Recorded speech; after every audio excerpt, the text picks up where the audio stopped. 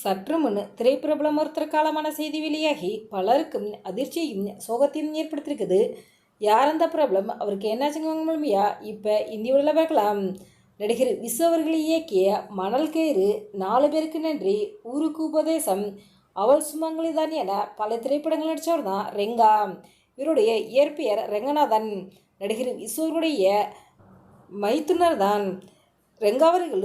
சின்ன வயசுலேருந்தே மக்கள் திலகம் சிவாஜி கணேசன் அவருடைய தீவிர ரசிகனாக இருந்திருக்காரு. விசு அவர்கள் இயக்கிய அனைத்து திரைப்படங்களையுமே ரங்கா அவர்கள் நடிச்சிருப்பாரு. குறிப்பாக விசு அவர்கள் இயக்கிய அவள் சுமங்கலிதான் என்ற திரைப்படத்தில் குரியகோஸ் என்ற கதாபாத்திரம் நடிச்சிருப்பாரு. அந்த கதாபாத்திரமானது ரசிகர்கள் பதில் நல்ல வரவேற்பு பெற்றதை எடுத்து தன்னுடைய பெயரை குரியகோஸ் ரெங்கா என மாற்றிக்கிட்டாரு. விசுவின் அரட்டையரங்கத்தில் இவரும் பணியாற்றியிருக்காரு. அரட்டையரங்கம் என தலைப்பு சொன்னதே இவர்தானா? இவர் நடிகர், திரைக்கதை எழுத்தாளர், இசையமைப்பாளர் என பன்முகத்தன்மை கொண்டவர் தான். ஆமாங்க, பல திரைப்படங்களுக்கு திரைக்கதை வசனம் எழுதியிருக்காரு.